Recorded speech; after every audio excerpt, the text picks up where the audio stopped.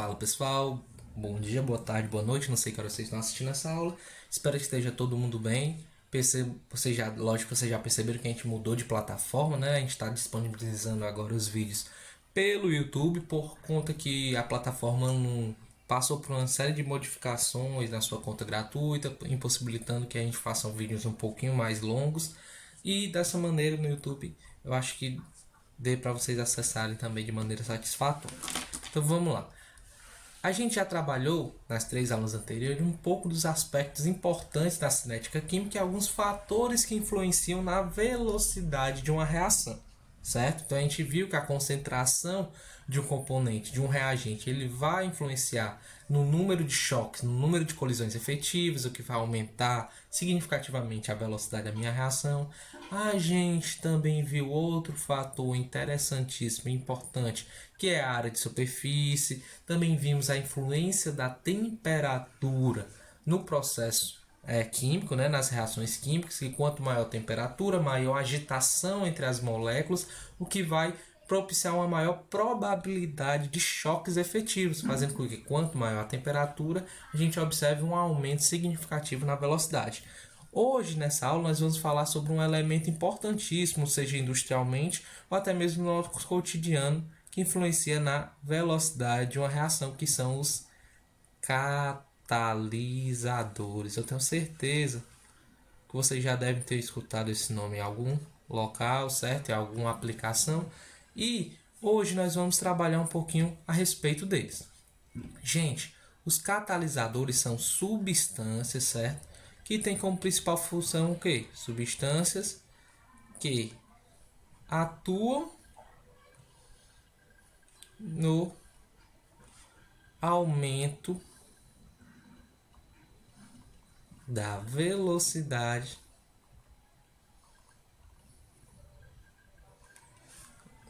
de uma reação. Olha aí que maravilha.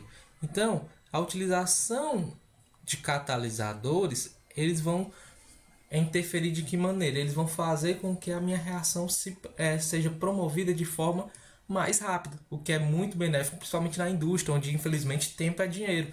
Então, se eles podem utilizar um catalisador para acelerar aquele processo, para produzir o produto final dele de maneira satisfatória, com rendimento bacana, com a qualidade bacana, então eles vão utilizar. Então, o catalisador é muito importante, principalmente nas atividades industriais e também nas demais atividades.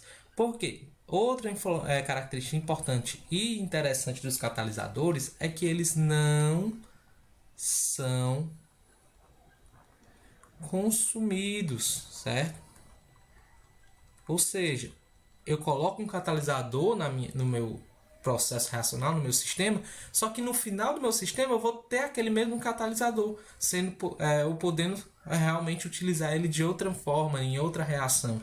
Então os catalisadores são muito importantes e muito bacanas por conta disso, que eles podem ser utilizados mais de uma vez, tudo bem? Só que antes de falar disso, de achar que eles são maravilhosos, eu vou colocar aqui a aspas, certo? Nesses consumidos vocês vão entender com o passar da nossa aula aqui o porquê eu coloquei essas aspas. E por fim, dentro dessas características principais dos catalisadores, é importante a gente entender como é que ele faz isso. Ele faz isso, ele aumenta a velocidade da reação, diminuindo, ou seja, ele atua diminuindo, certo? A diminuição atua diminuindo a energia de ativação que a gente trabalhou aulas anteriores, certo? Energia de ativação. João, eu não lembro o que é energia de ativação, não tem problema, a gente revisa aqui. Pessoal, a energia de ativação é aquela energia mínima necessária para que meus reagentes alcancem o complexo ativado e posteriormente formem meus produtos, certo? Então, é a energia mínima que meus reagentes precisam obter para que a minha reação se processe, tudo bem? A gente pode lembrar, fazer uma associação ao nosso gráfico, né? Acho que vou mudar essa cor aqui. Espera. Pronto, mudei. Eu vou botar de preto aqui o nosso gráfico, certo? Para ver se a gente recapitula um pouco o que a gente já trabalhou de análise gráfica. Onde eu tenho aqui no eixo Y energia, né? No eixo Y fica energia, vou botar de E. E aqui é o tempo ou caminho de reação.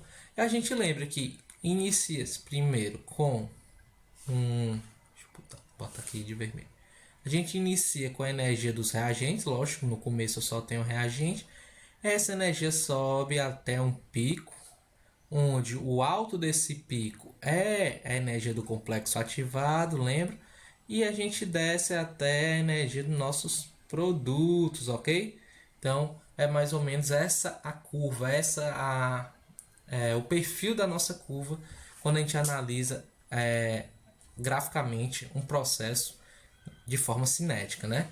Quando a gente faz isso, percebam que a minha energia de ativação nesse processo, ela justamente se compreende da distância entre os reagentes, a energia dos reagentes e o topo, certo? O topo é aqui, então a minha energia de ativação é justamente esse intervalo aqui, ó, né?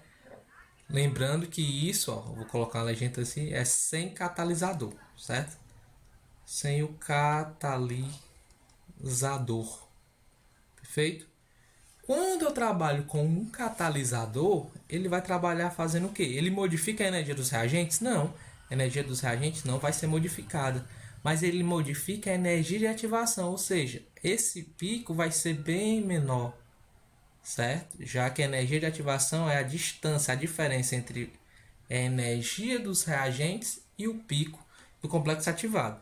Então aqui, ó, com o catalisador agora, percebam, aqui é com catalisador, esse de azul, né?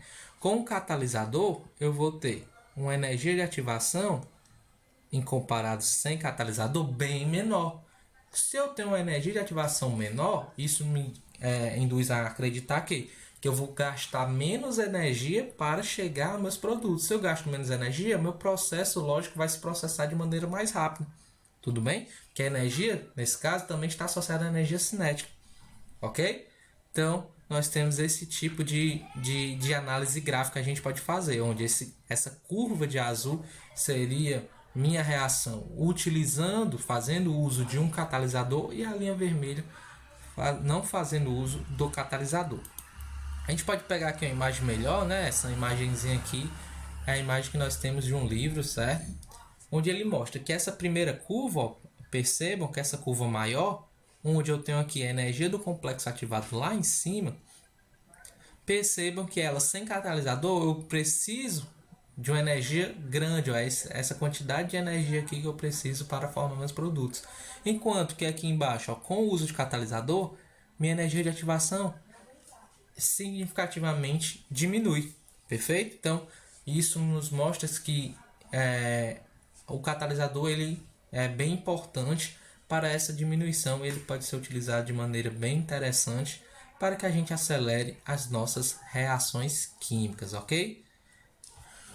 Vale ressaltar que as reações que envolvem catalisadores são chamadas de catálise, certo? Então, se você ouvir falar de catálise, é possivelmente uma reação que se utiliza de um catalisador para ser acelerada, certo? Então, nós podemos analisar os tipos de catálise, certo? Tipos de catálise, certo? Catálise. O primeiro tipo que a gente vai analisar é o tipo de catálise que a gente chama de homogênea, certo? O que é uma catálise homogênea, João? Homogênea, mesma fase, ou seja, o catalisador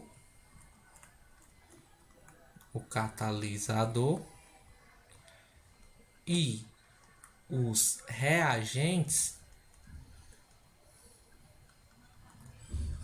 certo? Estão na mesma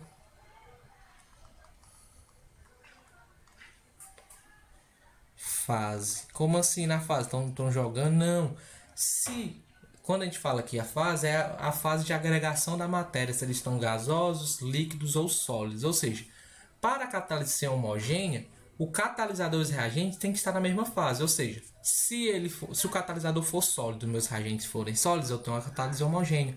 Se meus reagentes forem líquidos e meu catalisador for líquido, eu tenho uma catálise homogênea. Se o catalisador for gasoso e meus reagentes forem gasosos, eu vou ter um caso também de reação homogênea. Então, o exemplo que a gente trouxe aqui foi a da decomposição do peróxido de hidrogênio, que é a água oxigenada, certo? Então, 2 mols de água oxigenada, ó, ele se decompõe em 2 mols de água e 1 mol de O2. Mas perceba que esse processo é um processo de reações sucessivas, onde eu preciso de mais de uma etapa para se processar. Então, eu tenho essa aqui, a primeira etapa da primeira linha, e a segunda etapa na segunda linha, certo? O que eu falei para vocês, a água oxigenada a gente sabe que é líquida. Íon, ó, o íon I-, por ele ser um íon, todo íon só existe em solução aquosa, ou seja, não existe um íon sólido, certo? Então, esse íon aqui, particular, separado, isolado, ele vai estar em solução. Então, ele também está no estado líquido, fazendo com que a gente entenda que isso aqui seja uma catálise homogênea, certo? Mas vale ressaltar que esse menos, perceba que ele aparece na primeira etapa, aqui ó, ele está aqui junto com o meu reagente, só que no final ele aparece também, né? Ele aparece no início e no final. Então a gente pode entender que ele é um catalisador, certo? E como é que o catalisador vai aparecer na nossa reação, gente? Ele aparece, ó, em cima da setinha reacional, dizendo que ele está sendo preparado, sendo utilizado como catalisador naquele processo.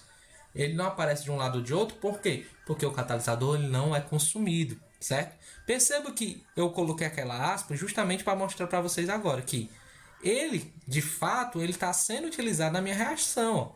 Na primeira, o H2O2, que é a água oxigenada, ele reage com I-, produzindo água e esse outro íon. Mas perceba que ele foi consumido, entre aspas, só que no final ele aparece novamente. Então é como se ele não tivesse sido consumido. Ele foi utilizado para depois voltar na mesma forma, na mesma quantidade, certo? Diferentemente do IO-, ó, perceba, o IO-, ele é produzido na primeira etapa e consumido na segunda. É como se eu produzisse IO- e na segunda parte eu consumo esse IO- produzido e no final não aparece.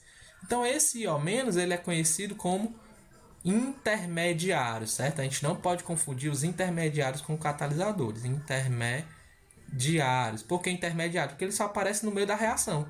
No final ele não aparece. Diferentemente do catalisador, que ele aparece no início e no final. Os intermediários só aparecem no meio da minha reação. No final, ó, percebo na minha reação global, que é o final, eu não tenho o IO-, porque ele é um intermediário. Tudo bem até aí? Traumas, dúvidas, ressentimentos, podem comentar, certo? Podem me procurar, podem tirar as dúvidas. Outro tipo de catálise que nós temos é a catálise heterogênea, certo? Heterogênea. O que é a catálise heterogênea, João? Bom, se a homogênea, catalisador e reagente estão na mesma fase, na heterogênea, cat, que é catalisador, e reg, que é os reagentes, estão em fases distintas, ou seja, em fases diferentes. Qual foi o exemplo que eu trouxe aqui?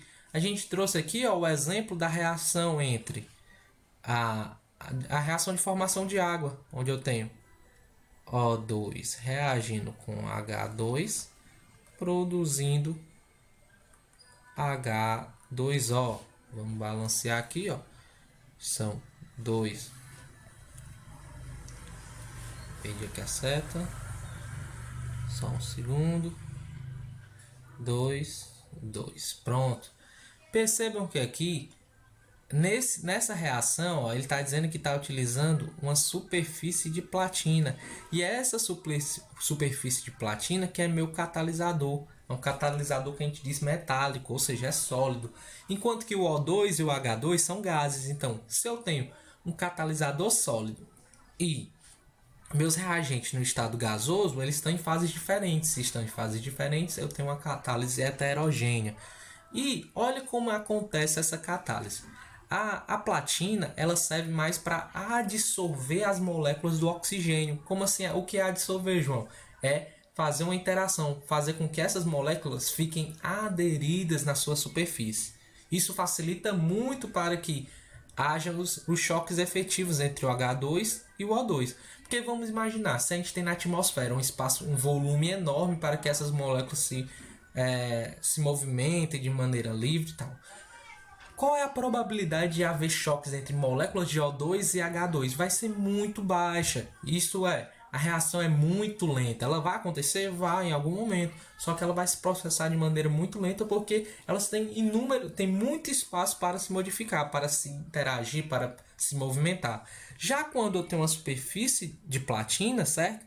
E o oxigênio fica aderido nela, ó, perceba que o gás oxigênio, ó, se adere, ficar dissolvido e ligado fracamente na superfície, então fica mais fácil, já que dos meus reagentes está parado, ó, da ação do meu outro reagente. Então aqui o meu H2 está vindo, aí agora sim ele consegue colidir de maneira efetiva para a formação da minha molécula de águas, ok? Então a minha superfície metálica serviu como cola realmente, como uma superfície que deixa aderido aquela minha molécula para facilitar o processo de reação. Tudo bem? Então, um exemplo comum assim de catalisador que a gente tem são os catalisadores automotivos, certo? Catalisador automotivo, sim, é os que vêm nos automóveis, nos carros, nas motos. Por que ele é importante? Porque, gente, na combustão dos combustíveis fósseis, a gente produz inúmeros de gases tóxicos, altamente tóxicos, seja para o meio ambiente, seja para o ser humano. Então, foi desenvolvido esse catalisador que tem como objetivo o quê? Ele é um catalisador heterogêneo, porque o catalisador é simplesmente essa superfície aqui, ó, dessa peça que é sólida, e a gente está trabalhando com gases tóxicos, então é reagente gasoso e catalisador sólido, então é heterogêneo. E esse catalisador ele faz com que ele segure essas moléculas, faça com que haja reações dentro do catalisador para diminuir a toxicidade dessa molécula, ou seja, eu pego moléculas muito tóxicas e consigo transformá-las, né, em moléculas de menor potencial agressivo no meio ambiente para as pessoas. Elas não vão deixar de serem poluidores, porque assim seria ótimo, né? O meio ambiente não estaria do jeito que está, né? Mas elas vão diminuir. Por isso que todo carro tem que sair de fábrica já com catalisador. E esses catalisadores têm que ser frequentemente sofrer manutenção, serem trocados caso eles já estejam no fim da sua vida útil, ok? Então eles são peças extremamente importantes. E pode ser que caia na prova do Enem, né? Sobre catalisadores, cinética desses processos. E também sobre a parte de química ambiental, né? Que eles estão diminuindo a porcentagem de gases altamente tóxicos, ok? Então, vamos avançar aqui na realização, vamos tentar resolver essa questãozinha para ver se deu para entender o que a gente está trabalhando até agora sobre catalisadores. Então, numa das etapas da produção do ácido sulfúrico ocorre a reação equacionada a seguir. Está aqui nossa reação. Antigamente, essa reação era realizada, um método é chamado de processo das câmaras de chumbo, empregando-se no NO gasoso como catalisador. Opa, então deixa eu marcar aqui, ó. Ele fala que o NO gasoso era o catalisador empregado. Responda. A. Trata-se de uma catálise homogênea ou heterogênea? Vamos ver. A. Quem são meus reagentes da minha equação? São o SO2 e o O2. Perceba o que eu tenho subscrito? Um G de gasoso. Então, eu posso colocar aqui, ó, reagentes. Eu tenho como afirmar que meus reagentes são gasosos, não é? Porque eles estão na forma de gás, o SO2 e o O2. Reagentes gasosos. Enquanto que o meu catalisador é o quê? É o NO. Ele diz que é empregando-se NO gasoso como catalisador. Então, meu catalisador também é gasoso. Olha aí que maravilha. Se eu tenho reagente gasoso catalisador gasoso, eu tenho uma catálise na mesma fase. Se eles são da mesma fase, nós dizemos que eu tenho uma catálise homogênea, certo? Vamos lá para B, questão de número B. De letra B, né? De número B é ótimo. Letra B. Sabendo que o mecanismo da reação é o que aparece a seguir, determine se o NO aparece ou não na equação global do processo. Perceba que a equação global do processo vai ser justamente essa daqui que ele colocou, onde fica só os meus reagentes e meus produtos finais, certo? Então aqui a gente tem que identificar quem é meu catalisador no mecanismo e ver se ele vai aparecer. Percebam que o catalisador é NO, né? Vou marcar aqui e aqui NO, certo? Perceba que eu tenho um NO no início e NO no fim, perfeito? Então, quem mais aqui tem de estranho aqui, diferente da reação global, que não apareceu? O NO2, perceba o que aconteceu com o NO2. Ó. O NO2 na primeira etapa está sendo produzido, estou produzindo 2 mols de NO2. Entretanto, na segunda etapa, esses 2 NO2 que foram produzidos estão sendo consumidos na forma de reagente. Então, o NO2 acaba se tornando quem? Ele acaba se tornando um intermediário, certo? Ele é um intermediário. Enquanto que o NO é meu catalisador. Então, o que vai acontecer? O NO aparece ou não na equação global? Ele aparece por conta que ele não vai ser consumido. Isto é, ele vai estar a mesma quantidade no início, ele vai estar no final, porque ele é um catalisador. Só que ele aparece como na minha reação global? Ele aparece em cima da seta, certo? Então, minha reação global é aquela que ele deu, gasoso, mais O2 gasoso, produzindo 2SO3 gasoso, que é justamente o somatório das nossas duas equações, sem levar em consideração o intermediário, né? Porque o intermediário ele não aparece. Lembra? O intermediário, ó, ele é cancelado, tudo bem? Porque o que tem nos reagentes tem nos produtos, ou seja, ele vai ser produzido e vai ser consumido, então ele não aparece no final. E o NO vai aparecer aonde? O NO aparece em cima da seta, simbolizando que ele é um catalisador, que ele de fato está antes e está depois do processo. Então, é isso, pessoal. Espero que tenha ficado claro a importância do catalisador no processo, na diminuição da energia de ativação e no aumento da velocidade da minha reação química. Então, até a próxima e valeu!